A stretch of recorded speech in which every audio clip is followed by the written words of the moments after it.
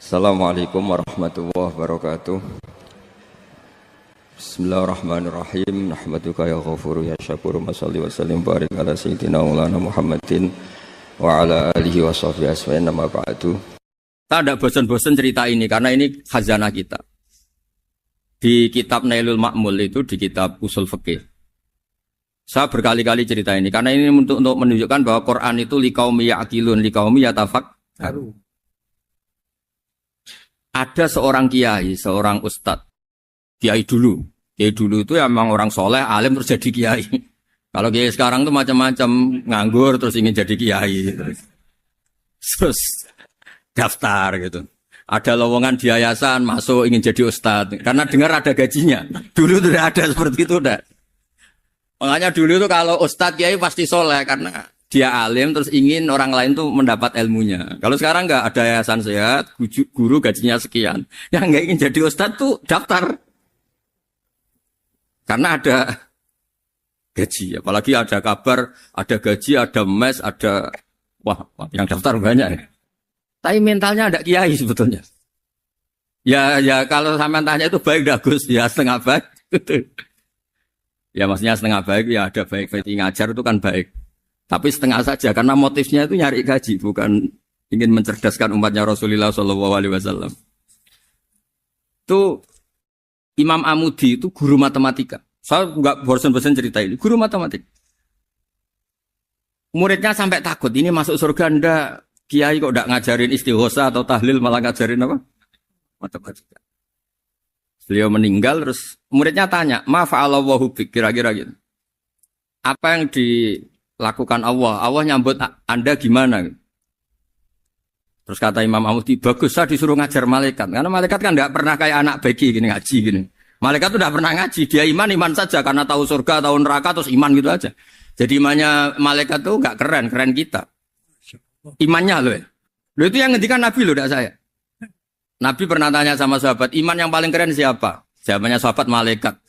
Ya enggak, karuan malaikat iman. Dia yang tahu surga neraka, tahu segalanya, masa ada imannya? Pasti iman lah katanya. Terus ya para sahabat engkau iman ya wajar kan menangi saya, nemuin saya. Yang hebat itu orang-orang yang tidak melihat saya, tidak saya didik tapi tetap iman. Karena dididik akal, ya tadi dididik Quran, apa dididik Quran. Sama siapa? Teks bahasa Arabnya masang. Terus Imam Amudi kata Allah, suruh dia ngajarin para malaikat cara menemukan saya. Malaikat dikumpulin terus Imam Amudi disuruh ngajar. Sama singkat kata-katanya Allah di mimpi itu. Istadilla ala wahdaniyati. Bihadrati malaikati. Tolong ajarkan cara menemukan saya padahal Anda ini manusia yang tidak melihat saya. Anda di Jakarta kan lihatnya gedung-gedung. Paling jadi khayal terus nikmat lah Anda ikut punya tapi ikut nikmati. Orang desa-desa kalau ke Jakarta itu pokrol. Wah di Jakarta tuh gedungnya tinggi-tinggi, tidak kayak kampung sini. Lo udah ikut punya, ikut bangga. Di Jakarta orangnya cantik-cantik, tidak kayak orang sini. Padahal dia ya dapat orang cantik gitu. Jadi Allah tuh saking pinternya, miskin-miskin ya bisa berkhayal dan bahagia.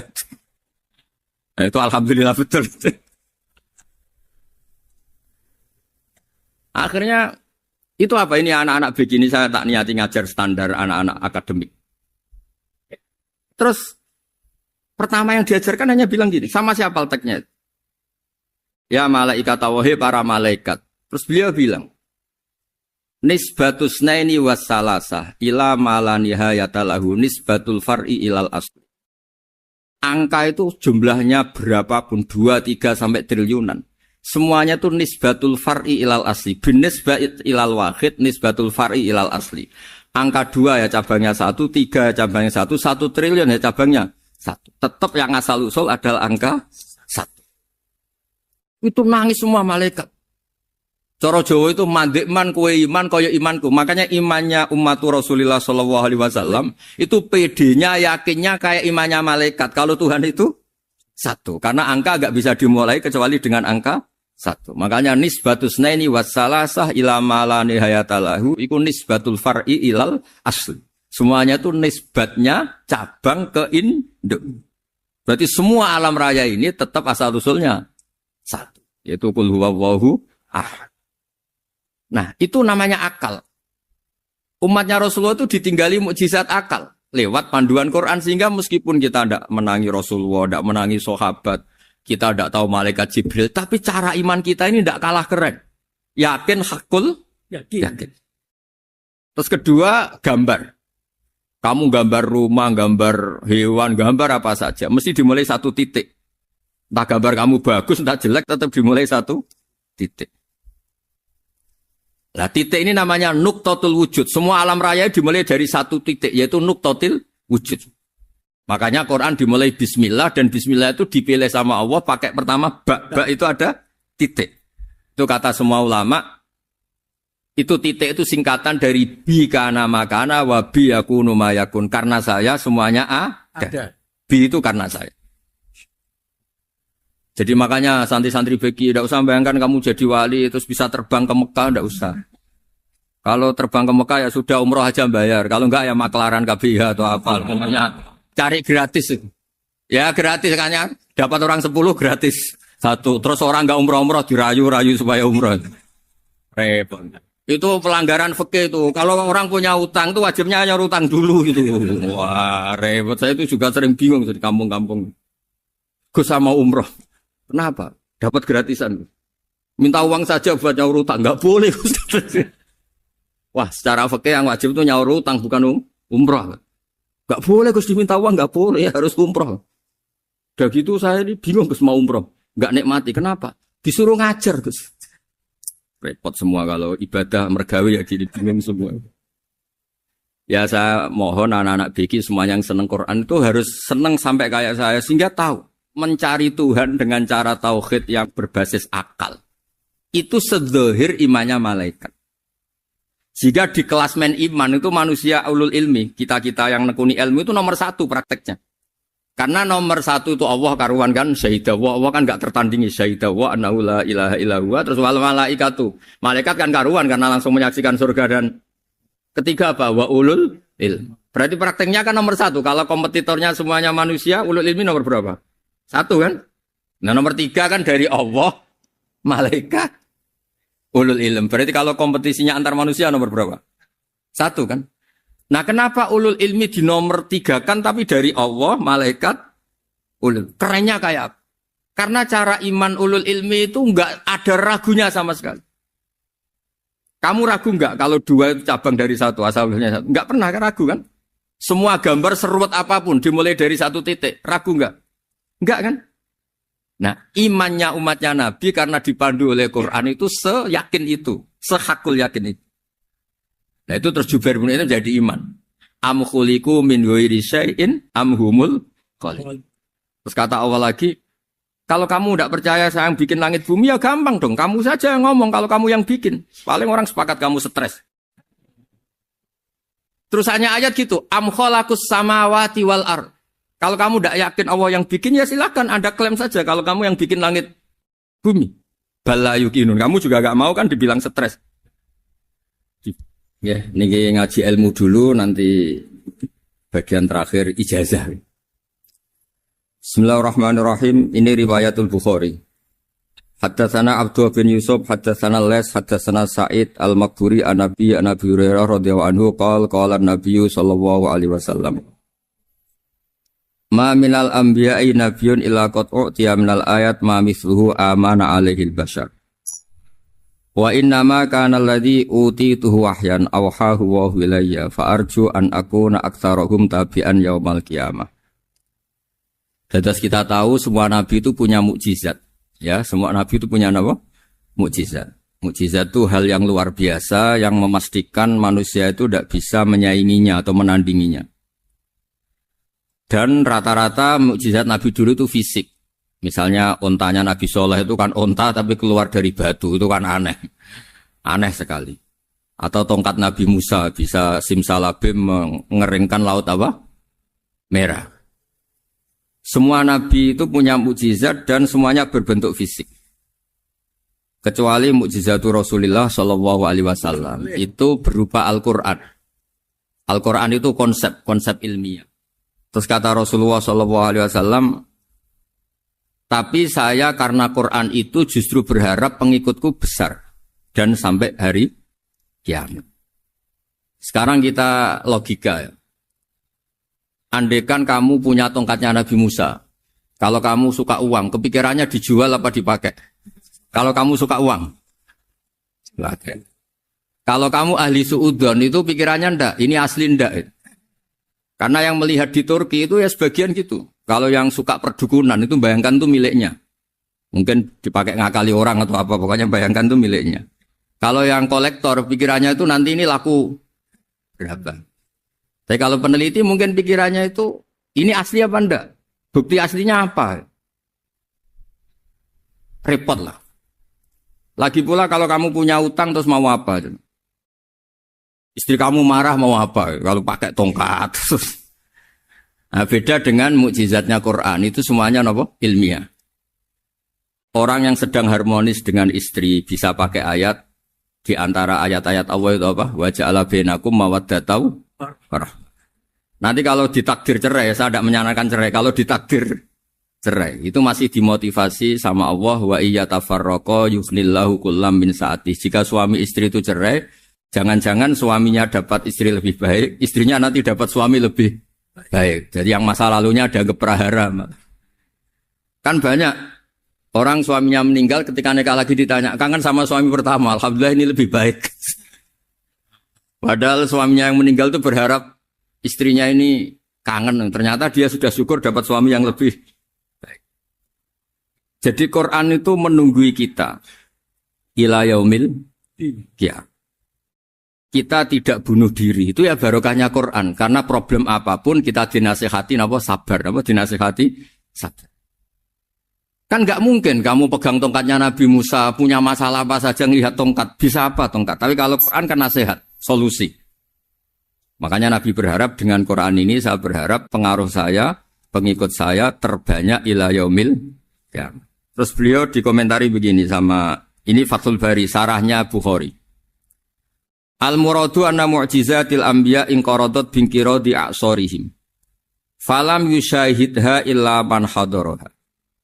Problem mukjizat nabi-nabi dulu itu kan fisik.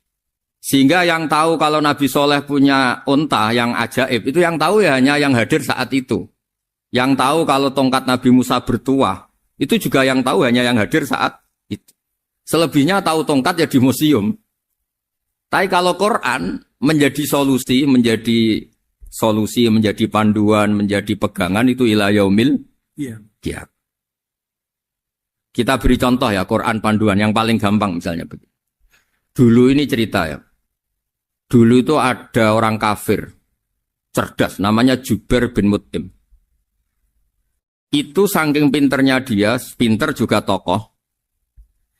Itu sebagai delegasi pembebasan Asra Badrin. Jadi tawanan-tawanan perang Badar itu mulai dulu ya ada negosiasi mau dibebaskan. Terus orang-orang kafir ini menugaskan namanya Jubair bin siapa? Mut'im. Ini ada di Bukhari. Karena ini ngaji di Jakarta. Kalau orang nggak tahu hadis juga tanya ini sahih enggak gitu. Wong nggak tahu kok tanya itu aneh. Padahal kalau dibodoni itu ya nggak tahu. Tapi ya tetap tanya hadisnya ini sahih enggak. Ini kata kiai apa kata nabi ini ya. Memangnya kata nabi kamu dengar kan ya lewat kiai. Memang. Setelah itu Jubair itu datang ke Medina. Dengerin, datang ke mana? Madinah. Kemudian dengar Nabi baca Wattur pas sholat maghrib. Jubair karena Nabi dulu gak ada hotel, gak ada pondok ya. Pondoknya Nabi hanya sufah itu. Nabi baca maghrib, bukan diskusi, bukan debat. Baca Wattur wa kitabim mastur firrokim mansur wal baitil ma'mur wasaqufil marfu wal bakhril masjur. Terus itu. Kemudian sampai pada titik ayat am khuliqu min ghairi syai'in. Masa manusia atau alam raya yang maujudat, yang nyata, yang wujud nyata. Kemudian asal-usulnya itu ketiadaan. Ini kan hadhil alam maujud. Alam ini kan nyata. Masa sesuatu yang nyata, penciptanya itu tidak nyata. Jadi gak mungkin ada faham nihilisme. Kalau faham nihilisme berarti melahirkan teori begini. Al-adamu yakhluqu maujudan. Sesuatu yang tidak ada, menciptakan yang... Itu kan akal gak bisa nerima. Kalau sesuatu ini ada, penciptanya pasti ada. Terus Akhirnya Jubair bin Mut'im itu simpuh di depan Rasulullah terus bilang, "Ya Muhammad, kada qalbi ayatir." Hampir saja hati saya terbang.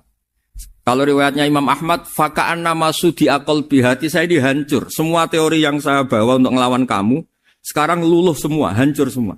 Yang benar adalah teori Anda bahwa Tuhan itu satu dan Tuhan itu ada sebelum semua makhluk. Coba kalau Nabi Muhammad ada Jubair bin Mut'im terus menyembunyikan tongkat dekat mihrab, terus dilihat ini apa? Paling pikirannya ini dari kayu apa? Terus yang bentuk tongkat itu tukang pemahatnya siapa? Kok kurang keren kalau di Blitur gimana ya? Kan malah panjang. Kira-kira kalau mukjizat itu dari tongkat itu malah panjang. Panjang lah pokoknya panjang. Lagi pula kamu coba kan nggak ngarah mandi, itu yang mandi kan nabinya bukan tongkatnya. Coba tongkatnya Nabi Musa coba anak-anak beki itu. Dipakai mukul kucing aja tidak mesti mati itu. Jadi nggak jelas mukjizat-mukjizat seperti itu nggak. Tapi kalau Quran menunggui sampai saking hebatnya Quran, teori rasionalitas, kampanye di mana-mana. Tingkat validitas, tingkat kebenaran Quran itu bahkan bisa diuji tanpa membuktikan. Tanpa apa? Cukup pakai akal. Ya terus saya teruskan. Fala yamurru terus al-murad anna mu'jizatil anbiya in qaradat binqidari a'sam wa mu'jizatul Qur'an mustamirratun ila yaumil qiyamah. Wa kharquhu lil adat fi uslubihi wa balaghatihi wa ikhbarihi bil maghibat. Terus kata ini yang ngarang Fathul Bari sarahnya Imam Bukhari. Fala yamurru asrun minal a'sar illa wa yadharu fihi syai'un mimma akhbaru bi annahu sayakun yadullu ala sihhati da'wahu. Wa hadza aqwal muhtamilat. Wa takmiluhu fil ladzi ba'da wa qilani ya anal al makna anal mukjizat al madiyah kanat khissiyatan tusyahadu bil absar kana qoti soleh wa asa Musa. Mukjizatnya nabi-nabi dulu itu hanya penyembuh, hanya pelengkap, hanya nuruti keinginan mata. Seperti dahsyatnya apa? Laut Merah diseblak apa dipukul sama tongkatnya Nabi siapa? Itu semuanya itu hanya memanjakan mata. Urusan mata. Terus wow itu. Tapi kalau mukjizatnya Nabi Muhammad itu berdasar akal. Maksudnya berdasar akal nih dengerin ya. Dengerin betul. Ketika Laut Merah terus tersibak kan, wow itu keren kan. Terus kita bilang, menyimpulkan, wah kita tidak akan mampu. Itu bodoh sekali kesimpulan kita tidak akan mampu. Meskipun bikin nyamuk Anda juga tidak mampu. Loh untuk memutuskan tidak mampu saja kok sampai pertunjukan seperti itu tuh laopo, cek goblok gitu. Nah kalau kita karena umat yang pinter untuk memaksa kita nggak mampu, Allah bilang Inna wa la yastahi ayadriba mathalam ma ba'ud. Kita melihat nyamuk langsung berkesimpulan tidak mampu. Saya berkali-kali cerita nyamuk itu sudah kecil, masih punya urat, uratnya kayak apa? Masih punya kuman, kumannya seberapa? Ya enggak? Nyamuk itu kecil, punya organ tubuhnya punya urat. Itu kalau kamu pinter, antara tongkatnya Nabi Musa menyibak Laut Merah sama nyamuk itu sama-sama berkesimpulan melahirkan satu faham bahwa kita tidak mampu. Loh, untuk memaksa tidak mampu saja kok menuju pertunjukan ada onta keluar dari batu. Nakotu soleh, ada tongkat yang bisa mengeringkan laut. Cik goblok ya. Lah kita alhamdulillah ada jenis goblok yang seperti ini. Untuk ikrar bahwa Allah itu hebat ala kulli syai'in, cukup lihat nyamuk. Kagum kan? Sudah tidak usah bikin hidup. Saya berkali-kali mencontohkan. Para pemahat tak suruh bikin patung gajah, itu mampu. Tak suruh bikin patung nyamuk kalau bisa. Nyari materi dari apa? Gampang mana bikin patung gajah sama patung nyamuk? Gajah, makanya Allah bikinnya contoh itu untuk ijaz itu pakai nyamuk, bukan pakai gajah. Itu kalau ustadz-ustadz yang agak jorok malah contohnya nyamuk, Gus. Itu kecil. Itu kayak apa? Di dalamnya dia hamil. Itu anaknya kecil lagi, telurnya kecil lagi, itu gimana itu cara bikin itu? Makanya di sini ada kitab Itqan, itu komentarnya itu lucu. Ini kitab Al-Itqan karangannya Imam Suyuti. Ini persis komentar saya tadi ya. Kata Imam Suyuti, pengarang kitab Itqan, wa ya imma khissiyah wa imma aqliyah. Jadi mukjizat itu ada yang fisik, bisa dilihat indra, panca indra, bisa dilihat akal. Wa aktsaru mu'jizati Bani Israil kanat khissiyah li baladatihim. Bilada itu goblok. Wakil lati basoirihim. Dasar wong goblok. Mukjizat itu ngenteni sing wow. Maksudnya dasar wong untuk ngakui Allah hebat saja kok nunggu hal-hal yang seperti itu gitu. Paham gitu? Mergo likil lati napa aklihim. Wa aksaru mu'jizati hadil ummah aqliyatun li farati dzakaihim wa kamali afwahihim. Dan mukjizatnya umat ini semuanya berdasar akal karena sudah cerdas. Jadi andaikan kita melihat tongkatnya Nabi Musa menyibak Laut Merah dengan melihat nyamuk, kesimpulan kita sama. Sama-sama wow, sama-sama keren, sama-sama memastikan kita tidak mampu. Makanya terus Quran menerangkan wa ma min dabatin fil ardi wala ta'iri yatiru bi janahihi illa umamun amsalukum. Jadi keseharian kita lihat burung kok terbang. Itu sudah ayatun min ayatillah. Paham nggih? Dados niki kudu bangga ditunggoni napa Quran, nggih, ditunggoni napa Quran. Wa mu'jizatul Quran tusyahadu bil basirah fayakunu mayattabi'u li ajlihi aksar. Terus li annal ladzi yusyahadu bi aini ra'si yang qaridu bingkiradi musyahidi. Sesuatu yang tampilan dahsyatnya itu disaksikan mata, maka itu bisa habis. Era tongkat Nabi Musa seperti itu habis enggak? Bisa mengeringkan Laut Merah, habis kan? Tapi era mukjizatnya Quran ila yaumil qiyamah. Ya contoh sosial, saya kembali lagi ke sosial. Kamu punya teman awet atau punya istri awet, itu konsepnya ya wal kadhiminal ghaidh, agak gampang tersinggung. Coba kalau kamu setiap tersinggung putus, setiap tersinggung habis, kamu tidak punya teman, tidak punya istri. Sampai kita awet seperti ini, kalau kecewa ya wal kadhiminal ghaidh, ngempet. Termasuk saya ini, biasanya ngaji khusus terus baca gini ya kecewa. Tapi barokahnya diwarai Quran wal kadhiminal ghaidh, ngempet Gus, ngempet.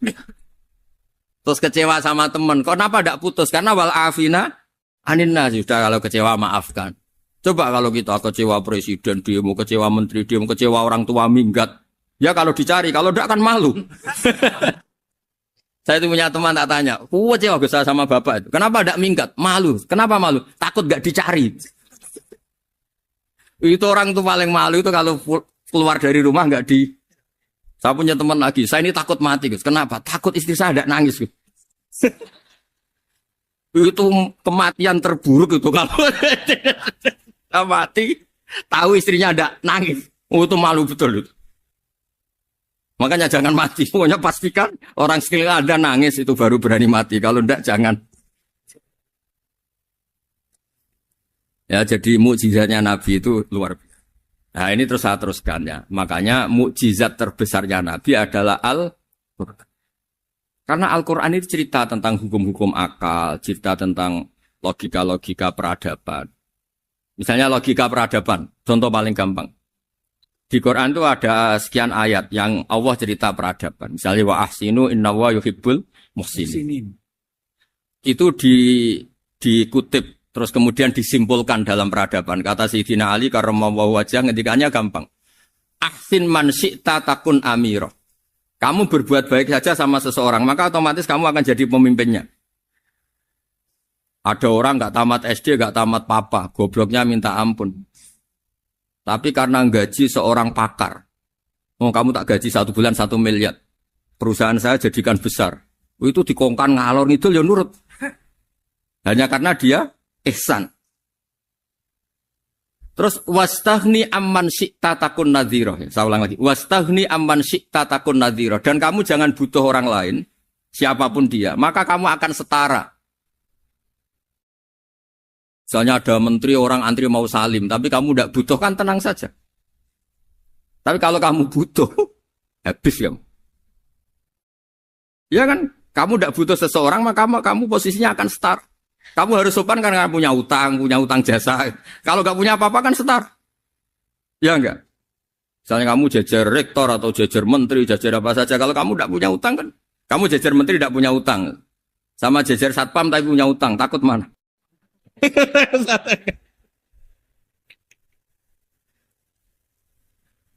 Kalau butuh itu mesti kalah kan? Ada pejabat misalnya nggak begitu cantik sama perempuan cantik yang kamu butuh ingin dicintai, takut mak. Padahal nggak jelas orang ini pangkatnya apa. Jadi dalam hukum sosial itu kata Sidin Ali, wastahni aman syi'ta takun nadhira. Kamu jangan butuh seseorang maka kamu akan setara. Terus yang terakhir, wahtas ilaman syi'ta takun asiro. Asiro pakai sin. Dan silahkan butuh seseorang maka kamu akan jadi budak dia. Ya coba misalnya Anda seorang profesor, seorang alim, seorang kiai top. Misalnya mencintai janda di ujung kampung sana, jalan kaki 2 kilo. Padahal itu gak tamat SD. Tapi gara-gara seneng, kacau kan? Logika kepangkatan hilang semua kan? Jadi itu hukum peradaban. Itu mewakili isi-isi sosial yang diterangkan Quran. Ya, jadi paketnya 3 tadi ya. Ahsin man syi'ta takun amiro. Kamu berbuat baik sama seseorang, maka kamu bisa memimpin. Wastahni amman syi'ta takun nadhira. Kamu jangan butuh seseorang, maka kamu akan setara. Bok kamu ketemu orang terkaya di dunia. Yo ketemu orang terkaya di dunia, kamu jejer, kamu tidak butuh dia. Tenang kan bisa setara kan? Tapi kalau butuh, harus sopan, ngajukan proposal, harus berakhlak karimah. Makanya sekarang, Anda kok berakhlak kenapa? Ternyata mau nyalek. Biasanya Anda berakhlak kok berakhlak. Ada apa ini? Makanya guyonan di Rembang itu Beb Husain itu. Kalau ada orang mendadak sopan sama temannya, temannya curiga, kok tumben sopan, mau utang ya? Zaman akhir itu kacau.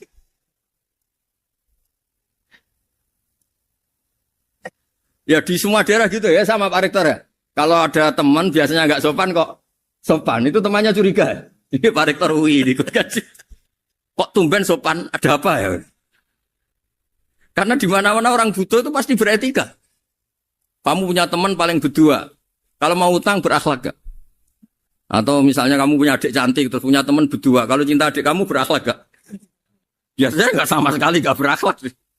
Gara-gara butuh menjadi berakhlak.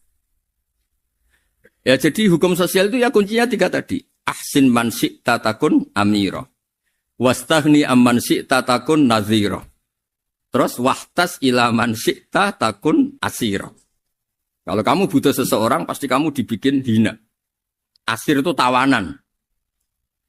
Nah, Quran itu bicara sosial itu lengkap. Dan itu yang nunggui kita. Kita punya tetangga yang kurang baik, ya seneng. Punya tetangga baik, ya seneng. Kata Imam Syafi'i, saya berkali-kali cerita. Kok seneng semua Imam Syafi'i? Ya bagus lah. Kalau yang seneng saya enak lah. Dijak jagongan, dijak ngopi enak. Yang gak seneng saya, gak ngarah utang. Uang itu nak, kamu punya tetangga gak seneng kamu. Aman kan? Aman. Gak akan pinjem uang kan? Pinjem mobil. Uang gak seneng kok. Makanya Imam Syafi'i itu kalau ngedikan luar Syafi'i, diceritain orang. Ya Aba Abdillah bagiannya. Ya Aba Abdillah orang itu gak seneng kau. Bagus lah. Loh kenapa bagus? Waman asa'a ilaika faqad atlaqaka. Orang yang gak seneng kamu maka membebaskan kamu. Gak akan pinjam uang, pinjam mobil, gak akan ganggu waktu kamu kan gak seneng. Justru yang seneng-senengi masalah pinjam terus. Imam Syafi'i itu orang yang anggap dunia itu selesai.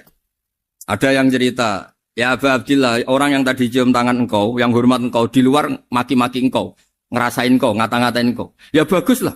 Kok bagus gimana? Berarti saya wibawa, depan saya tidak berani. Berarti saya wibawa, di depan saya tidak berani. Berarti itu makomnya sudah kulillah, sumadarhum fi khawdihim, ya labun, sudah dunia itu selesai, sudah agak penting semua. Nah, itu kalau kamu anak-anak beki ahli Quran, sudah ayatnya kulillah, sumadarhum fi khawdihim, ya labun, sudah lihat Allah saja agak penting, makhluk-makhluk itu. Dah makhluk semua agak penting, sepenting Allah. Nah, kita ini ditunggoni mukjizat seperti itu. Bayangkan misalnya kita ditunggoni tongkatnya Nabi Musa. Saya ngajar di sini terus ini tongkat. Terus nanti yang tanya, Gus itu kayu apa Gus? Nanti yang kolektor tanya itu harganya berapa Gus? Ruwet apa? Ternyata yang ahli suudon itu asli gak Gus? Wah. Yang ahli suudon kan mesti tanyanya gitu, itu asli enggak Gus? Repot-repot pokoknya. Tapi kalau Quran kan jelas.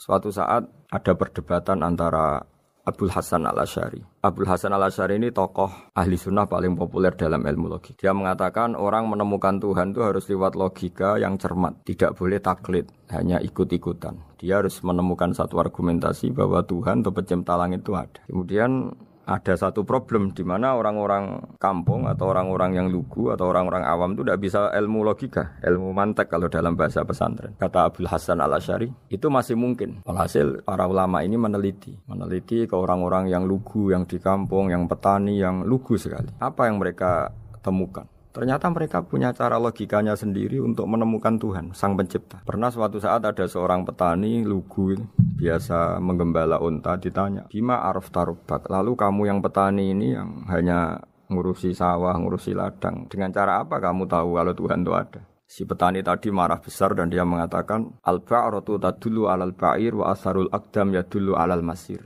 Kata petani tadi, yang namanya ada kotoran unta, pasti ada untanya. Yang namanya ada jejak kaki, pasti ada yang barusan lewat. Artinya kalau ada makhluk, pasti ada pencipta. Ini logika awam yang mudah.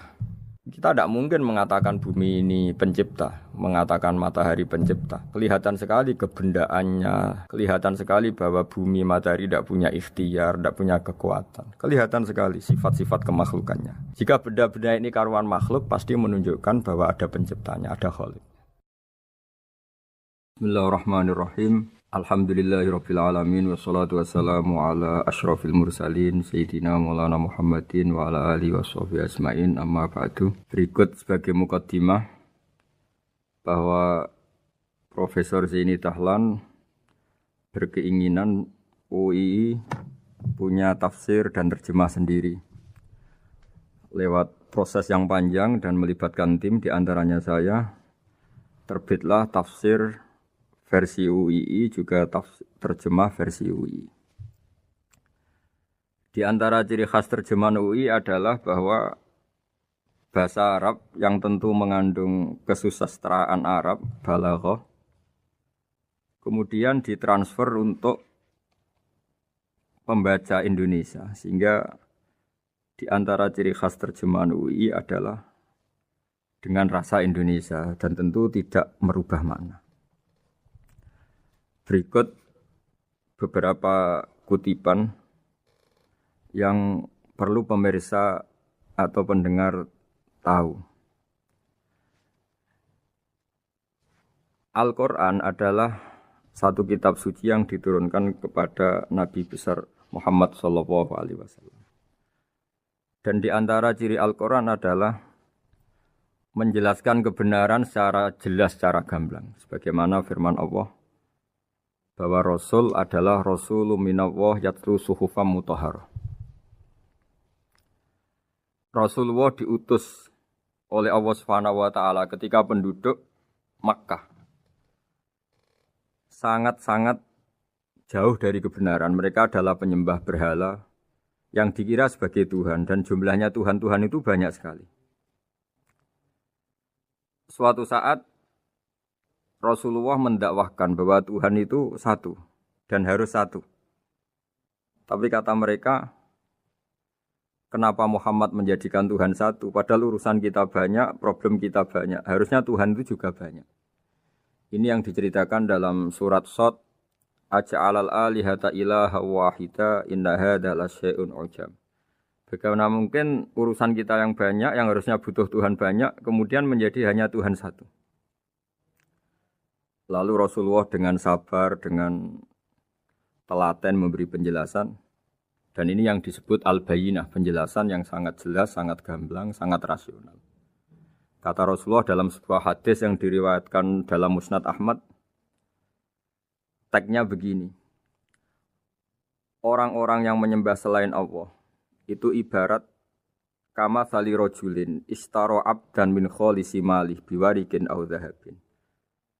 Faja'ala ya'malu, mereka mau bekerja tapi wayu'ti ghullatahu ila ghairi sayyidi. Fa'ayyukum sarrohu ayyakuna abduhu kadzalik. Nabi lalu kemudian bikin analogi. Wahai masyarakat Mekah, bagaimana kalau Anda ini jadi seorang pembantu atau seorang budak lalu punya majikan banyak. Dan semua majikan Anda ini punya perintah yang beda-beda, punya selera yang beda-beda. Semuanya atasan Anda, semuanya majikan Anda. Apa Anda senang punya majikan yang banyak? Lalu mereka bilang, wah susah Muhammad kalau kita punya majikan banyak. Tuhan kamu adalah majikan kamu. Bagaimana kalau Tuhan banyak, punya perintah yang beda-beda, punya selera yang beda-beda? Kalian pasti akan kebingungan. Ya sudah Muhammad, normalnya Tuhan itu satu. Sehingga mereka tercerabut dari pemikiran bahwa Tuhan harus banyak. Ini yang dimaksud dalam surat Al-Bayyinah. Lam yakunil ladzina kafaru min ahlil kitab wal musyrikina munfakina hatta ta'tiyahumul bayyinah. Bahwa orang-orang kafir, baik kafir ahli kitab maupun kafir musyrik Mekah, mereka tidak pernah terlepas dari sifat kekafirannya, yaitu menuhankan banyak Tuhan, sampai datang sebuah bayinah. Bayinah itu argumentasi kebenaran yang begitu jelas. Setiap membawa kebenaran, argumentasinya meyakinkan. Itu siapa? Rasulun minallah yatslu suhufam mutahharah, yaitu Rasul yang membacakan lampiran-lampiran suci, yaitu Al-Quranul Karim. Dengan penjelasan analogi tadi, kemudian orang-orang Mekah sadar, susahnya kayak apa kalau Tuhan banyak, lalu perintahnya beda-beda, seleranya beda-beda, hukumnya beda-beda. Ini membingungkan. Akhirnya mereka ngakui bahwa pentingnya logika tauhid.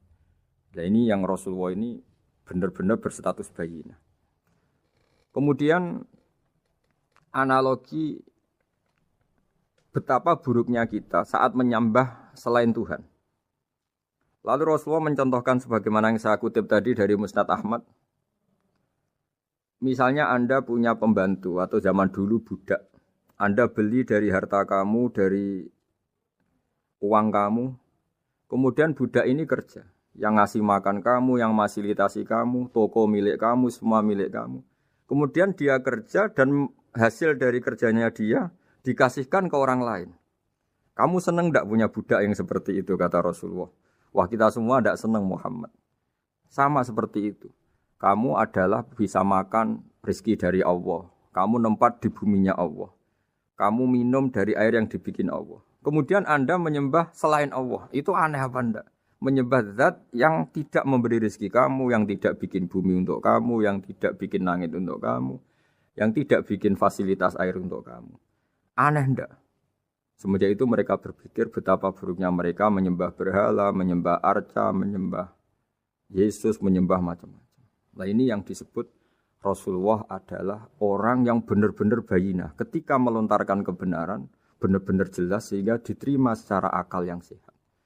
Karena semua akal yang sehat akan menerima agama ini disebut fitratallahi fatarna salih. Bahwa agama ini agama fitrah. Orang yang normal, yang cara berpikir normal pasti menerima agama ini. Nah, UII dengan terjemahan ini dan dengan tafsir ini ingin memberi penjelasan simbol-simbol yang ada di beberapa surat. Di antara lagi yang di bab muamalat. Betapa Rasulullah itu punya logika yang benar-benar mudah diterima.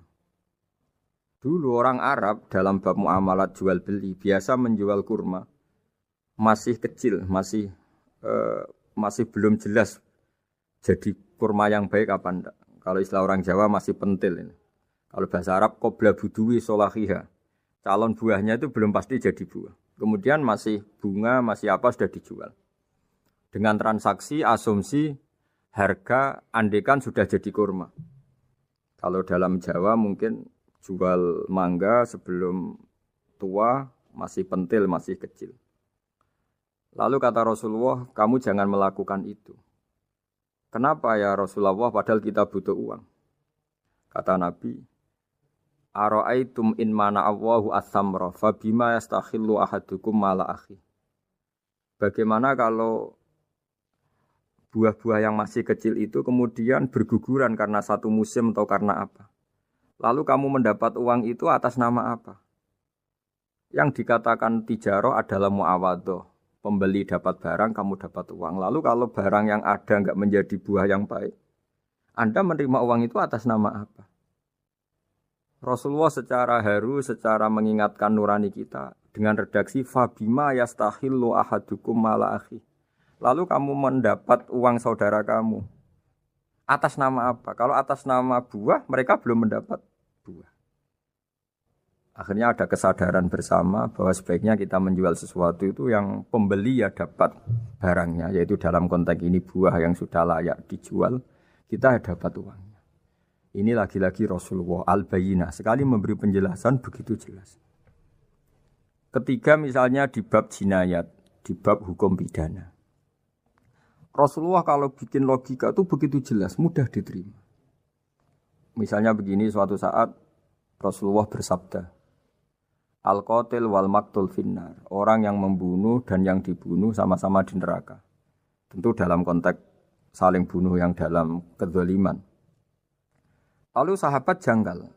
Ya Rasulullah, oke lah kalau pembunuh itu masuk neraka. Ini bagaimana mungkin yang dibunuh pun masuk neraka? Rasulullah dengan jelas, dengan bayinah, dengan hujjah, beliau menjawab, innahu kana harison ala qatli sahibihi. Sebetulnya yang terbunuh pun mentalnya pembunuh, karena dia sangat juga ingin membunuh saudaranya. Nasibnya saja yang menjadikan dia terbunuh. Hanya sahabat tahu, ya ternyata maktul dalam konteks duel adalah mentalnya qatil juga. Sehingga karena mentalnya qatil, dia tetap di neraka. Meskipun prakteknya dia menjadi maktul yang terbunuh. Nah ini yang dimaksud oleh Allah, bahwa Rasulullah ini bisa menghilangkan tradisi kemusyrikan, bisa menjungkir balikkan, menghancurkan kemusyrikan, karena Rasulullah bisa menjelaskan secara detail, hatta ta'tiyahumul bayyinah. Bayyinah adalah Rasulun minallah yatslu suhufam mutahharah. Jadi ini yang insya Allah sebagai kajian kita, bahwa kita butuh sekian penjelasan untuk mengenang dan membuktikan bahwa Rasulullah adalah benar-benar al-bayyinah. Dari sekian contoh tadi, pendengar bisa tahu betapa agama ini mudah diterima oleh akal. Sehingga di beberapa ayat disebut agama ini liqaumi ya'qilun, liqaumi yatafakkarun. Agama ini bagi kaum yang bisa berpikir. Agama ini bagi kaum yang mau berangan-angan. Dulu untuk menghilangkan kemusyrikan dengan logika kafir Mekah bahwa urusan kita banyak, harus Tuhan banyak. Itu panjang sekali. Di antaranya ada ayat yang spesifik tentang itu. Daraballahu mathalan rajulan fihi syuraka mutasyakisuna wa rajulan salamal lirajul. Hal yastawiyani masalah. Allah membuat satu perumpamaan, yaitu di surat Daraballahu mathalan rajulan fihi syuraka, di surat Zumar ayat 29. Allah membuat satu perumpamaan bagaimana andaikan Anda jadi seorang pembantu atau asisten. Lalu Anda punya majikan banyak yang seleranya beda-beda. Kemudian dibanding misalnya Anda jadi pembantu dengan satu majikan yang akhlaknya baik, komitmennya baik. Anda milih mana? Lalu orang-orang kafir Mekah menjawab, Muhammad tentu kita milih punya majikan satu yang baik. Kalau majikannya banyak kita jadi repot. Lalu mereka kata Rasulullah, ya sudah, kalau gitu Tuhan kamu satu saja, jangan banyak, kalau banyak jadi repot. Terus mereka baru tersadar bahwa menuhankan Tuhan banyak itu salah dan resikonya lebih banyak. Ini disebut munfakina hatta ta'tiyahumul bayyinah. Mereka orang-orang musyrik enggak mau tercerabut dari akar kemusyrikannya sampai datang al-bayyinah. Sebuah bukti kebenaran yang begitu jelas, begitu nyata. Siapa kebenaran itu? Rasulun minallah yatslu suhufam mutahharah, yaitu Rasulnya Allah yang membaca lampiran-lampiran suci. Lampiran-lampiran suci ini dalam bahasa Arab diikutkan wazan isim maf'ul disebut mushaf.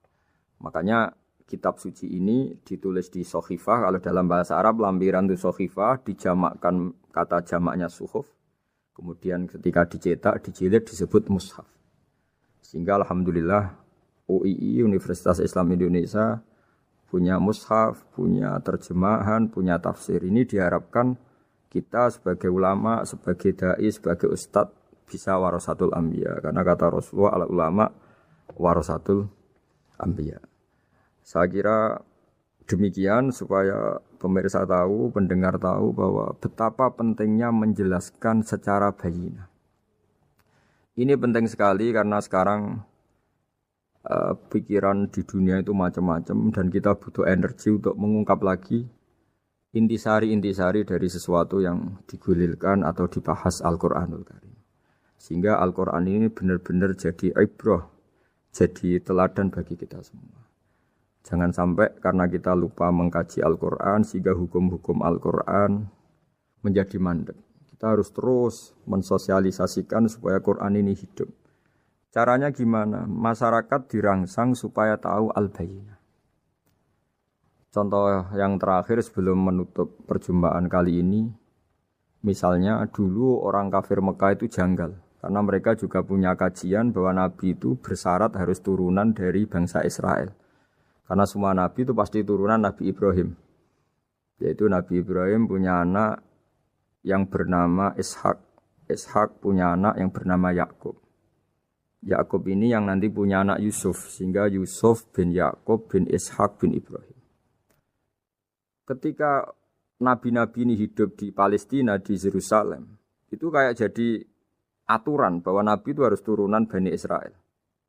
Sehingga ketika orang-orang kafir Mekah dari kelompok ahli kitab, ketika Rasulullah Muhammad mendakwahkan diri sebagai nabi, mereka janggal bagaimana mungkin nabi dari orang Arab. Nabi itu harusnya orang Yerusalem atau orang Palestina. Kemudian Allah memberi penjelasan, fihi ayatum bayyinatum maqamu Ibrahim, bahwa Muhammad adalah turunan Ibrahim. Bukti nyata adalah di Mekah ada jejak kakinya Nabi Ibrahim, yaitu yang sekarang kita sebut maqam Ibrahim. Setelah dilacak-lacak ternyata mbah-mbahnya Rasulullah atau nenek moyang atau leluhur Rasulullah bernama Adnan. Adnan ini kata sejarah-sejarah disepakati wa Adnanu bila raibin inda dzawil ulumin nasabiyah ila dzabihi Ismail nisbatuhu wa muntama. Bahwa Adnan ini tertulis secara sejarah lengkap bahwa dia turunan dari Nabi Ismail. Ismail adalah anak dari Nabi Ibrahim. Kemudian makom Ibrahim ini juga dibuktikan sekian sejarah bahwa Ibrahim pernah di situ. Yaitu ketika Hajar, ibu dari Ismail, kesulitan nyari air, lalu lalang lari antara Safa dan Marwah, kemudian kita kenang sekarang bernama Sa'i. Kemudian dekat Ka'bah ada namanya Hijir Ismail, karena dulu jadi kamarnya Nabi Ismail. Hijir, hujro itu kamar atau ruang khusus untuk Nabi Ismail. Sehingga jelas sekali bahwa Ibrahim, Ismail, Hajar pernah hidup di Mekah. Lalu lagi-lagi orang kafir Mekah yang dari kelompok ahli kitab sadar bahwa Muhammad jadi nabi layak karena dia juga turunan dari Ibrahim alaihis salam. Ini yang disebut fihi ayatum bayyinatum maqamu Ibrahim, bahwa di kawasan Mekah, kawasan Bakkah atau kawasan Hijaz jelas sekali ada jejak-jejak Nabi Ibrahim. Lagi-lagi ini bayyinah. Nah, bayyinah ini yang bisa menghilangkan sifat kemusyrikan, sifat kekufuran. Karena lewat penjelasan yang panjang ini, kemudian benar-benar diketahui bahwa Muhammad jadi nabi itu sah. Karena dari segi dakwahnya benar, perilakunya benar, hujahnya benar. Sekarang dari segi nasab juga benar karena beliau termasuk keturunan dari Nabi Ibrahim alaihissalam lewat jalur Ismail. Ini penting kita ketahui dan perlu kita kaji supaya istilah-istilah di Al-Quran kita tahu. Makanya banyak istilah di Al-Quran, misalnya wattaba'tu millata abai, kita ngikuti agama leluhur kami. Di situ disebut ada Ibrahim, ada Ishak, ada Ismail, ada Yakub. Kenapa demikian pendengar? Bahwa karena agama ini butuh tradisi. Dan tradisi ini menjadi komunitas sosial. Sehingga ketika tradisi ini sudah mantap, insya Allah lewat kebenaran agama ini akan menyingkirkan kemusyrikan. Contoh paling mudah begini, Nabi itu melarang orang menyembah batu. Tapi kemudian dalam tradisi Islam sendiri ada orang sholat kemudian sujud. Yang secara zahir sujud itu mencium batu atau mencium masjid tempat kita sujud. Apalagi kita mencium Hajar Aswad. Secara kasat mata seakan-akan kita ini menghormati betul Hajar Aswad. Sehingga orang kafir mencibir. Muhammad itu aneh. Dia melarang kita menyembah batu, tapi dia sendiri mencium Hajar Aswad seperti itu. Dia sendiri menyembah batu. Orang kalau sujud seakan-akan seperti itu. Tapi lewat penjelasan Nabi, bahwa kita sujud hanya kepada Allah. Kita kalau sujud baca sajadah wajhililladzi khalaqahu wa sawwarahu wa syaqqa sam'ahu wa basarahu bihaulihi wa quwwati fatabarakallahu ahsanul khaliqin. Wajah kami sujud kepada zat yang menciptakan wajah kami, yang mengasih kita pendengaran, yang mengasih kita pandangan. Hanya Allah saja yang ahsanul khaliqin, hanya Allah saja zat yang paling baik dalam penciptaan. Ini penting sekali saya katakan bahwa sehingga sujud kita yang seperti itu adalah simbol tawadhu. Tidak ada kaitannya dengan kita ini menyembah batu. Sehingga kita tradisikan ke anak-anak saat sujud baca subhana rabbiyal a'la wa bihamdi. Kita ajarkan mereka bahwa semua selain Allah adalah ciptaan Allah. Jadi andai kan enggak ada tradisi tauhid yang dijelaskan begitu detail. Saat kita haji bilang labbaik Allahumma labbaik, labbaik la syarika lak labbaik. Innal hamda wan ni'mata laka wal mulka la syarika lak. Ya. Setiap kita haji mengitari Hajar Aswad kita bilang nikmat semua dari Allah. Enggak ada syarik bagi Allah, enggak ada mitra bagi Allah, enggak ada sekutu bagi Allah. Sehingga karena ini kita maklumatkan, kita kumandangkan. Meskipun umat Islam itu mencium Ka'bah, mencium Hajar Aswad, enggak akan disalahpahami ini bentuk penuhanan kepada Hajar Aswad atau kepada Ka'bah. Karena kita ungkapkan innal hamda wan ni'mata laka wal mulka la syarika lak. Enggak ada syirik, enggak ada mitra bagi Allah. Sehingga dari sekian talbiyahnya Rasulullah kita tahu ini bentuk pemaklumatan tauhid.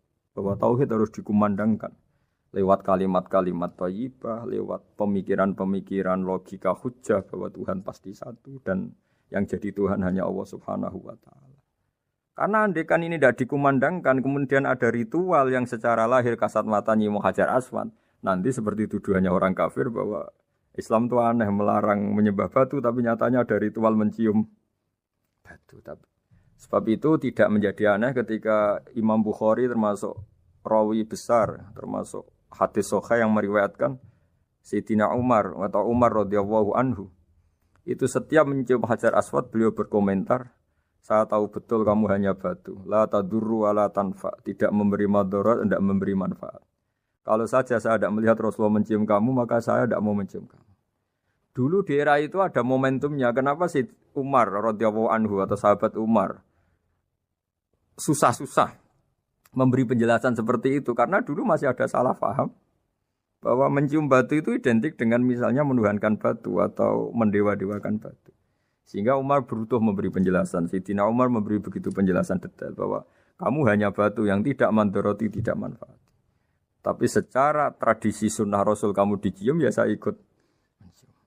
Ini penting sekali penjelasan-penjelasan seperti ini, maklumat-maklumat seperti labbaik Allahumma labbaik, sehingga semua ritual Muslim tidak disangka atau tidak disalahpahami sebagai pemuja materi. Lagi-lagi penjelasan yang detail ini disebut al-bayyinah. Rasulun minallah yatslu suhufam mutahharah. Kemudian ayat berikutnya disebut fiha kutubun qayyimah, bahwa dalam kitab suci Al-Qur'an itu banyak aturan-aturan atau catatan-catatan yang begitu lurus, begitu benar. Tentu karena kita ini orang Indonesia yang kalau mengakses langsung bahasa Arab mungkin kita masalah. Sehingga alhamdulillah Universitas Islam Indonesia menerbitkan seri terjemah juga seri tafsir, dan sekarang dibantu lewat acara ini kita berusaha atau membantu para pendengar untuk lebih memahami lebih jauh. Sahabat Indonesia yang kami hormati, berikut kita mulai kajian tafsir yang dikeluarkan oleh UII. Mari kita mulai dengan surat Al-Baqarah. Bismillahirrahmanirrahim. Alif Lam Mim. Dzalikal kitabul la raiba fihi hudal lil muttaqin. Di sini diterjemahkan Alif Lam Mim, ini termasuk ayat-ayat yang oleh para ulama dianggap mutasyabihat. Artinya kita tidak boleh memaksakan maknanya. Kita cukup iman bahwa itu dari Allah Subhanahu wa taala. Ini termasuk ayat-ayat yang kita percaya bahwa ada makna yang diinginkan Allah, tapi kita tidak perlu menduga-duga Apa sepersisnya makna itu? Dzalikal kitab la raiba fih, kitab ini tidak ada yang diragukan. Hudal lil muttaqin, petunjuk bagi mereka yang bertakwa. Sahabat Unisia yang kami cintai, yang kami hormati, muttaqin dari kata kerja ittaqa yattaqi ittiqaan. Maknanya adalah menjaga diri. Ada 3 kelas muttaqin dalam terminologi para ulama, istilah yang dikeluarkan para ulama. 1, muttaqin orang yang menghindari perilaku syirik atau perilaku kekafiran. Sehingga menurut para ulama, apapun faseknya seorang mukmin, apapun kelirunya orang mukmin, misalnya pernah mencuri, pernah korupsi, pernah apa saja, masih dianggap mukmin karena dia masih bertauhid la ilaha illallah Muhammadur Rasulullah. Ini muttaqin yang paling kelas pokok, kelas bawah. Kemudian ada muttaqin kelas kedua, yaitu mereka yang menghindari dosa besar tapi tidak bisa menghindari dosa kecil. Misalnya bisa menghindari dosa zina, tapi dia bisa menghindari dosa melihat perempuan yang bukan mahramnya, yang bukan halal bagi dia. Ketiga muttaqin paling ideal yaitu menghindari dosa besar, juga menghindari dosa kecil, bahkan menghindari sesuatu yang tidak penting. Ini yang dalam terminologi ulama disebut para wali atau para ulama, yaitu yang dalam ayat ala inna awliya Allahi la khaufun alaihim wa lahum yahzanun. Ini penting kami jelaskan kelas-kelas muttaqin supaya bahwa mukmin tidak pernah keluar dari status iman meskipun dia pernah melakukan satu kesalahan besar. Karena yang dikatakan mukmin adalah siapapun yang meyakini kebenaran risalah Muhammad, risalah yang dibawa Muhammad, berarti dia mukmin. Soal dia melakukan dosa atau apa saja itu menjadikan dia fasik, tapi tidak keluar dari status mukmin. Ini yang dimaksud dalam sebuah hadis, man qala la ilaha illallah dakhalal jannah. Siapapun yang pernah melafadzkan la ilaha illallah iman, maka dia pasti nanti masuk surga. Kemudian ada beberapa pertanyaan dari para sahabat dengan masa lalu orang itu yang macam-macam, Nabi tetap menjawab meskipun dengan masa lalu yang macam-macam. Sebab itu perlu dikaji serius, sebagaimana ada yang ditafsir Sawi bahwa muttaqin itu dari kata kerja ittaqa yattaqi ittiqaan atau ittaqa yattaqi taqwan. Ini maknanya orang yang menjaga diri. Tentu menjaga diri ini ada yang kelas premium, kelas sempurna. Jadi sesuatu apa saja yang bahaya kita jaga, termasuk dosa kecil, melakukan hal yang tidak penting. Ada orang mukmin yang hanya bisa menjaga dari dosa kekafiran, dosa kemusyrikan. Ini pun dengan segala kesalahannya masih ada kemungkinan dimaafkan Allah. Karena Allah pernah berfirman, innallaha la yaghfiru ayyushraka bihi wa yaghfiru ma duna dzalika liman yasha. Allah tidak akan memaafkan dosa syirik, tapi Allah masih bisa memaafkan atau masih berkenan memaafkan dosa di luar syirik. Kemudian yang perlu dimengerti oleh sahabat Indonesia adalah makna la raiba fihi. Ini yang perlu kami ungkap, bahwa Al-Quran ini tidak ada keraguan padanya. Tidak ada keraguan ini yang mudah kita teliti karena kita orang Indonesia, mungkin rasa-rasa sastra Arab enggak kental. Mari kita teliti dari segi makna, karena makna ini rasa dan rasa itu universal. Begini misalnya, dulu orang-orang kafir Mekah karena mereka penyembah berhala, penyembah Tuhan-Tuhan yang banyak, itu memprotes. Mereka memanggil tentu masih Muhammad, belum ya Rasulullah. Muhammad, kamu mengajak ke Tuhan berapa? Rasulullah menjawab, ke Tuhan yang satu. Lalu mereka bertanya, Muhammad urusan kita ini banyak, problem kita banyak. Tuhan banyak saja tidak bisa menyelesaikan, apalagi satu Tuhan. Ini yang diceritakan dalam sebagian ayat disebut, Aja'alal alihata ilaha wahida inna hadza lasyai'un ujab. Bagaimana mungkin Tuhan itu satu? Harusnya Tuhan itu banyak karena urusan kita banyak. Lalu Rasulullah dengan bimbingan Tuhan, bimbingan Allah mendatangi mereka, kemudian Nabi menjelaskan, Tuhan itu adalah ketua kalian, Tuhan itu adalah pimpinan kalian. Bagaimana kalau Anda jadi pembantu kemudian punya majikan banyak, punya penguasa banyak, punya tuan banyak. Kemudian semua tuan-tuan Anda ini memerintahkan Anda dengan perintah yang beda-beda. Apa kalian mau punya majikan atau pimpinan yang banyak? Mereka menjawab tidak, Muhammad. Terus mereka akhirnya sadar bahwa problem Tuhan banyak itu tentu lebih sulit, lebih problem. Karena nanti perintahnya beda-beda, keinginannya beda-beda. Mereka akhirnya tersadarkan bahwa sebaiknya atau seharusnya memang Tuhan itu satu. Jadi Rasulullah SAW menjelaskan logika bertauhid itu dengan sekian variasi, dengan sekian logika. Kemudian Nabi kedua juga menjelaskan logika kompetisi. Kata Nabi yang karena bimbingan Allah diberi satu pengertian. Andai kan Tuhan itu 2 atau 3, kemudian berebut dalam tahta aras atau tahta yang di alam raya ini. Sebagaimana lazimnya para penguasa. Maka pasti ada yang menang, ada yang kalah. Dan yang kalah tentu gak layak sebagai Tuhan. Ini yang disebut wala ala ba'duhum ala ba'd. Tentu kalau Tuhan itu banyak, mereka akan berkompetisi, akan bertarung.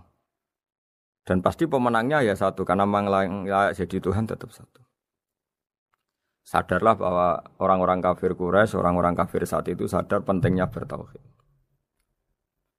Ketiga, Nabi juga menjelaskan tauhid secara ilmu logika.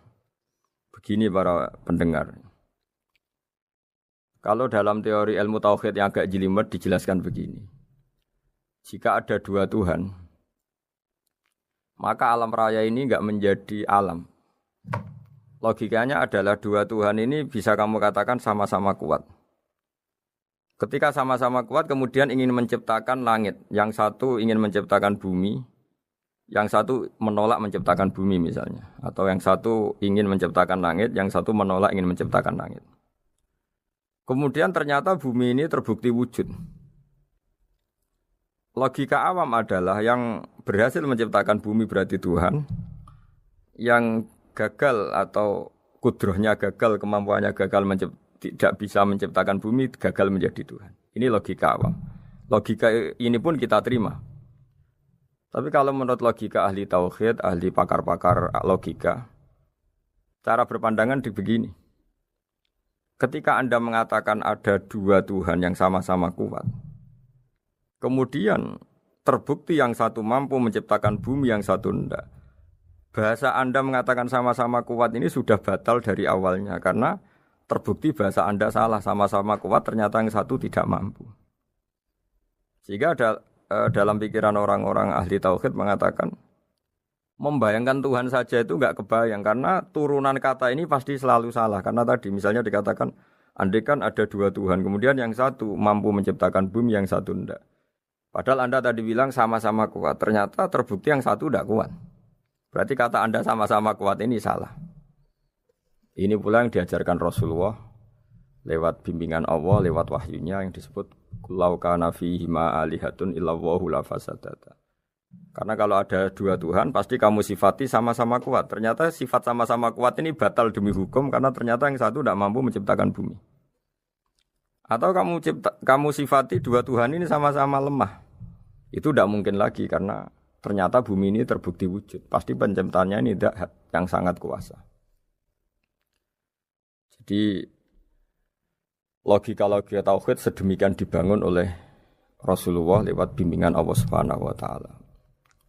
Logika keempat supaya kita iman dan tambah kuat imannya adalah logika yang mudah dicerna oleh kebanyakan orang atau yang bisa diindra.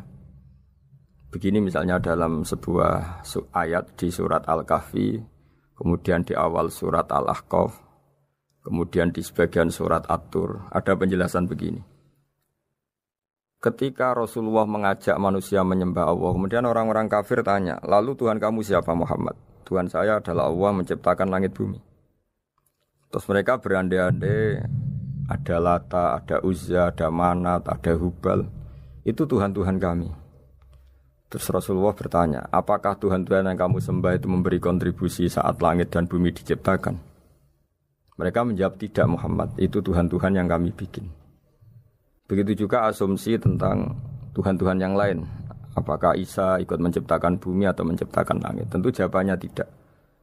Karena Isa lahir di bumi, orang tahu tanggal lahirnya, tahu tahunnya, dan sebelum ada Isa juga sudah ada bumi.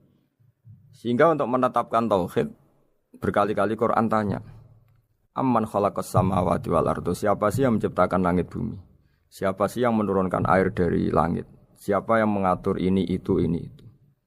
Akhirnya mereka menjawab, itu semua Allah Muhammad. Begitu juga kemungkinan setan misalnya. Setan itu fisik atau makhluk atau apa saja yang tidak kita lihat. Kemudian setan itu lewat rayuannya, lewat tipu dayanya ingin disembah.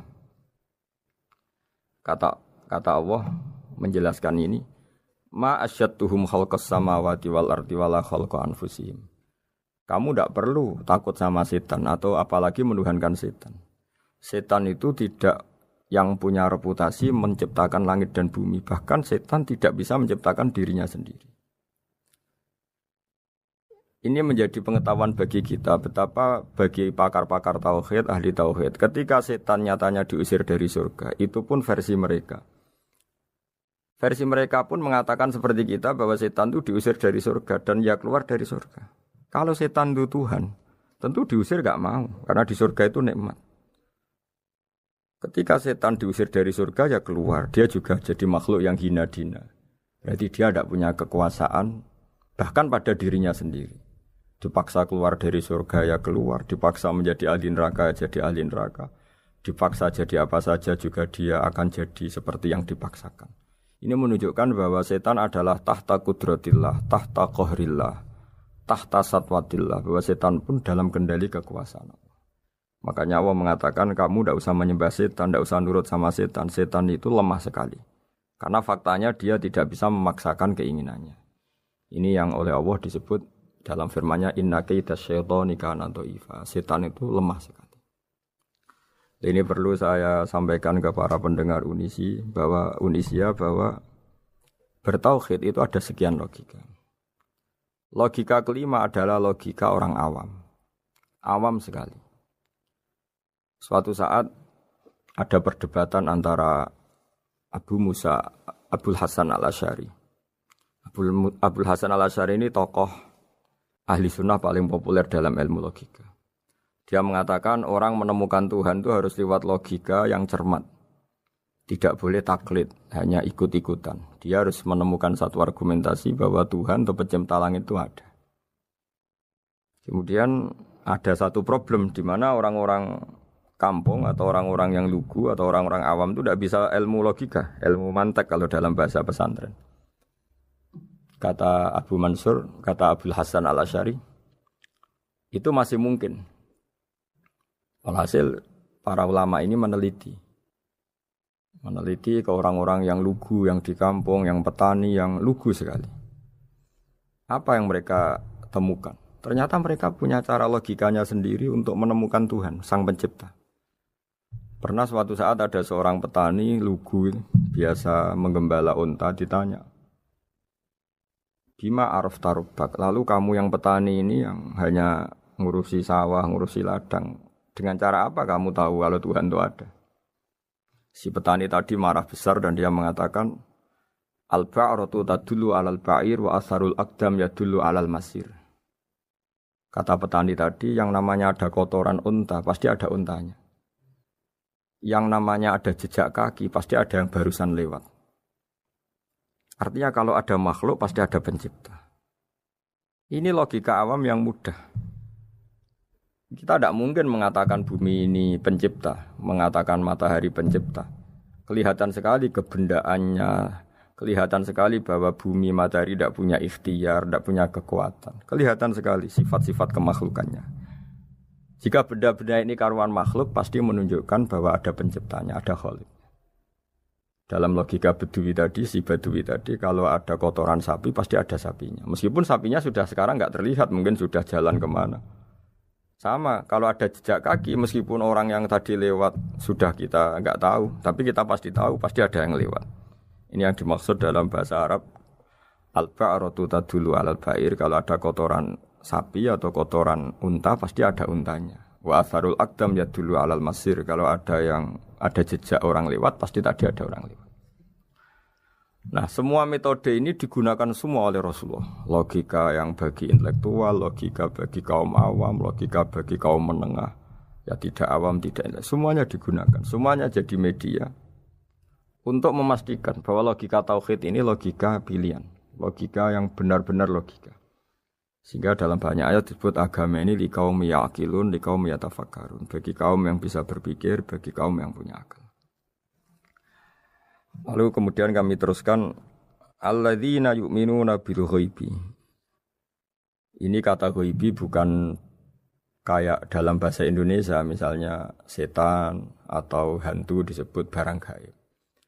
Kata ghaibi dalam bahasa Arab adalah perbandingan atau lawan kata dari al-musyahad yang bisa disaksikan langsung lewat indera.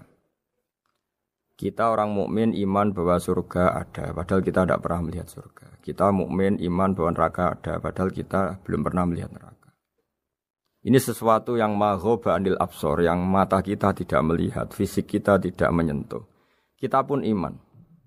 Asal sesuatu itu mansus ya, dikatakan secara eksplisit oleh Quran dan hadis. Kalau dalam bahasa usul fikih disebut al-mansus. Ciri mukmin diantaranya adalah yang paling pokok alladzina yu'minuna bil ghaibi. Iman dengan sesuatu yang enggak kelihatan. Lalu kemudian para ulama cara pandang beda-beda. Bedanya bukan karena mereka bertentangan enggak, tapi ini menurut kelas rasa yang berbeda-beda. Bagi orang-orang sufi, Allah itu tidak bisa dikatakan al-ghaib, sesuatu yang enggak kelihatan. Karena Allah itu begitu jelas, az-zahir. Kata orang sufi, Allah itu zahir. Begitu juga dalam Asmaul Husna disebut Allah itu az-zahir. Begitu jelas. Karena orang yang akalnya mapan, hatinya mapan, melihat satu lemari yang bagus, pasti langsung mensifati bahwa pembuatnya adalah orang yang hebat. Orang yang melihat mobil mewah atau pesawat yang canggih, pasti kepikiran pertama adalah pasti pembuatnya canggih. Sehingga eksistensi pembuat pesawat itu adalah orang hebat, itu langsung tertanam ketika melihat pesawat itu hebat. Bagaimana mungkin seseorang ragu akan kehebatan pembuat pesawat ketika melihat detail-detail pesawat? Pasti langsung kepikiran kalau pembuatnya itu hebat. Memutuskan bahwa pembuat pesawat hebat itu tidak harus ketemu yang membuat, juga tidak harus melihat. Tapi akal kita pasti meyakini pembuatnya itu hebat. Berarti keputusan menyimpulkan bahwa pembuatnya hebat adalah az-zahir begitu jelas. Begitu juga langit dan bumi, matahari semuanya tertata rapi. Air dengan fungsi manfaat yang sebegitu hebat, oksigen, semua tanaman, buah-buahan.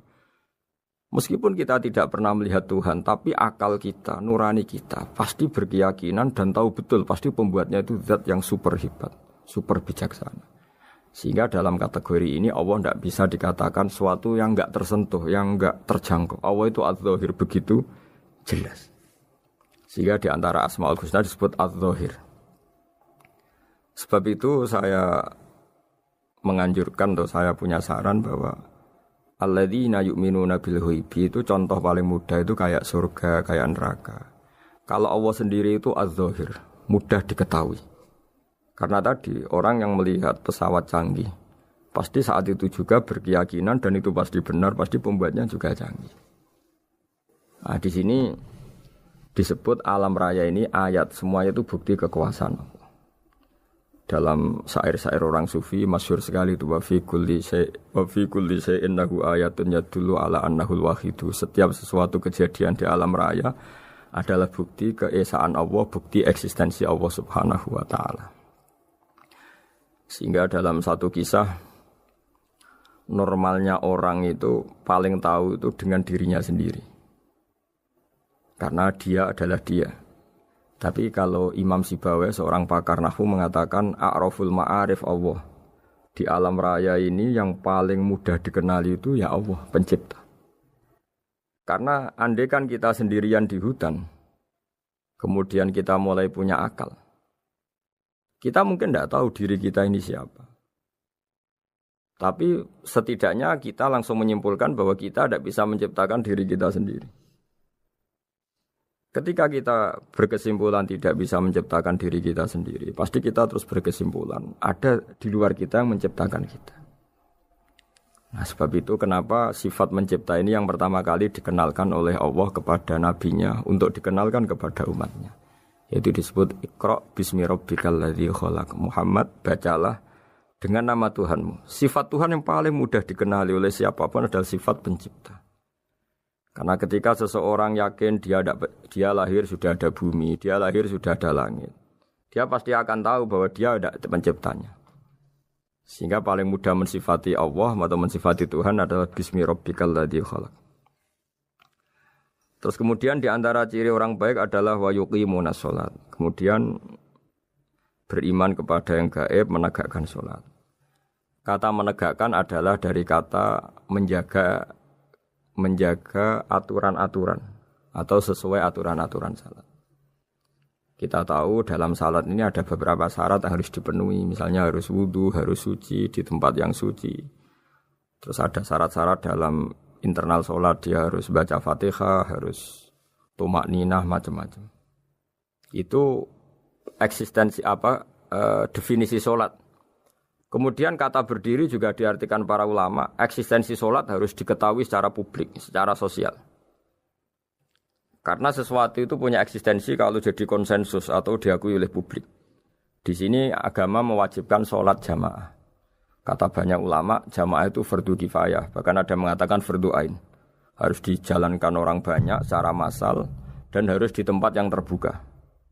Sehingga kata para ahli fikih, andaikan ada orang jamaah di dalam rumah tidak diketahui oleh banyak orang, belum mencukupi atau belum menggugurkan kewajiban jamaah. Sehingga eksistensi sholat harus diketahui secara publik. Sehingga dulu Rasulullah itu kalau sholat ya di masjid dan masjidnya terbuka. Sampai sekarang kita pun menyaksikan semua umat Islam kalau sholat di masjid yang terbuka.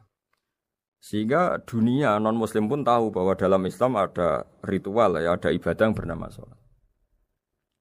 Hikmah kedua dengan cara terbuka seperti ini, sholat itu menjadi gak pernah rubah mulai zaman Nabi sampai kiamat. Dengan tradisi jamaah berarti kaifiyah atau cara sholat ini permanen. Bapak kita sholat ya seperti itu, imam seperti itu, anak cucu kita akan meniru kita ya seperti itu. Sehingga gak ada varian-varian yang hanya berdasar subjektivitas musolli yang sholat. Taruh saja kita misalnya jadi seorang sufi yang baru takut sama Allah atau baru usul kalau dalam bahasa sufi.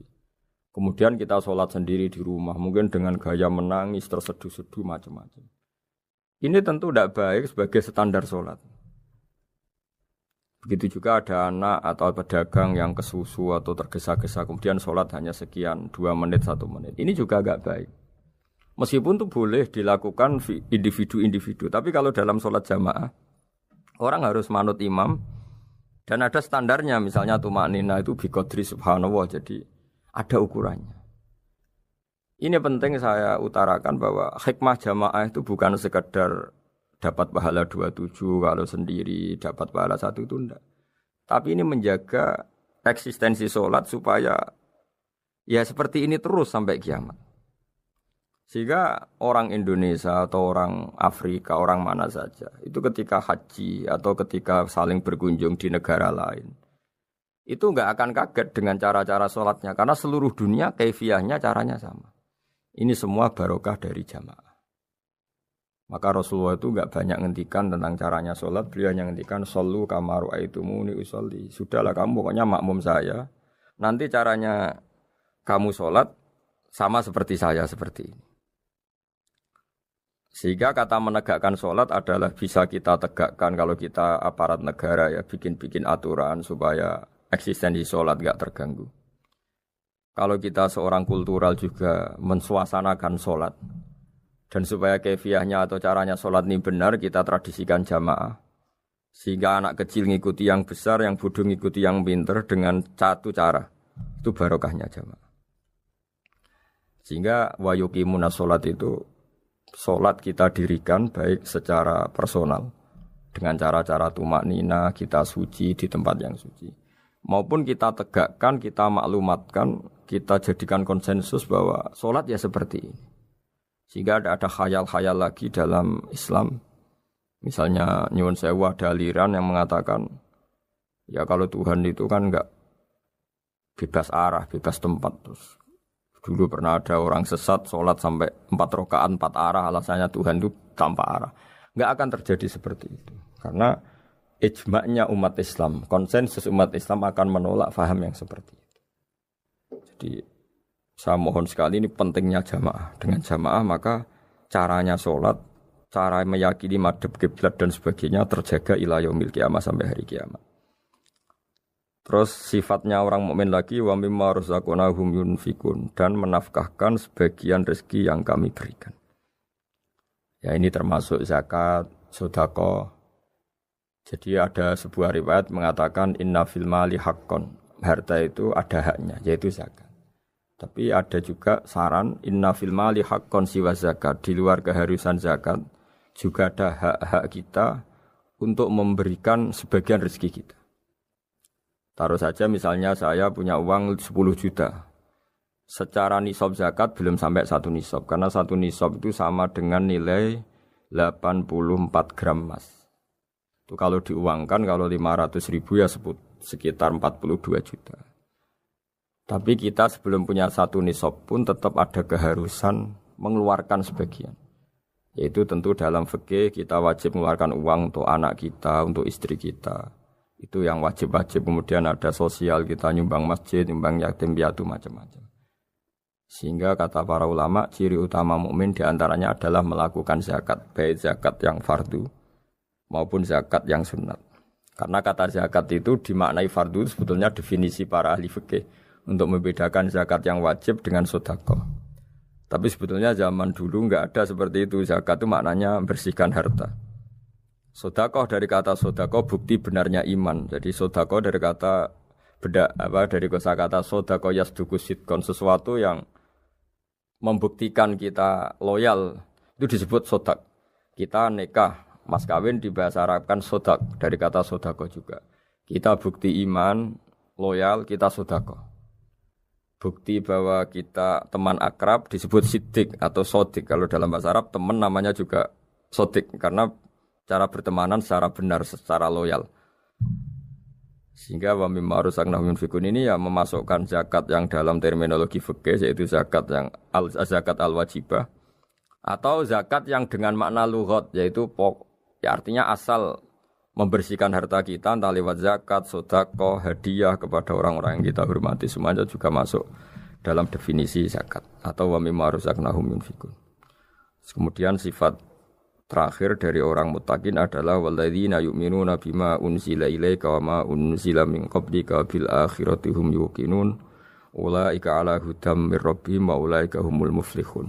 Di sini diterjemah mereka yang beriman kepada kitab yang kami turunkan kepadamu dan yang diturunkan sebelum kamu. Ini kata yang diturunkan sebelum kamu penting sekali karena ciri utama Nabi adalah dia tidak pernah beda dengan Nabi sebelumnya. Karena kebenaran tauhid pasti tunggal. Nabi-nabi dulu pasti mengajarkan tauhid, hanya menyembah Allah. Enggak mungkin nabi berikutnya kemudian bikin ajaran baru dalam tauhid. Sehingga andaikan semua kitab Injil, Taurat itu masih versi yang orisinil, pasti enggak ada yang beda dengan Quran. Karena ciri utama kebenaran adalah iman dengan Quran dan iman kepada kitab yang diturunkan sebelum Al-Quran. Wabil akhiratihum yuqinun, mereka juga yakin akan datangnya hari akhir. Itu bisa disebut yaumul ba'ats. Terus ketika semua kriteria itu terpenuhi baru ulaika ala hudam mir rabbihim wa ulaika humul muflihun. Mereka itulah yang berada pada petunjuk Allah dan merekalah orang-orang yang berbahagia. Para pendengar sahabat Indonesia, semoga kajian ini bermanfaat. Dan ini mulai ayat 1 sampai 5 dalam surat Al-Baqarah, yaitu surat yang dalam tartibnya mushaf nomor 2 setelah Fatihah. Jadi kalau dalam ulumul Quran disebut ada surat yang berdasar nuzulul Quran, yaitu surat Iqra, kemudian Mudaththir. Ada urutan surat yang berdasar tartibul mushaf, yaitu yang kita punyai sekarang, yaitu Fatihah, terus Baqarah dan seterusnya. Dan urutan-urutan ini pun sesuai petunjuk Rasulullah SAW. Saya kira demikian. Mohon maaf atas semua kesalahan. Wassalamualaikum warahmatullahi wabarakatuh.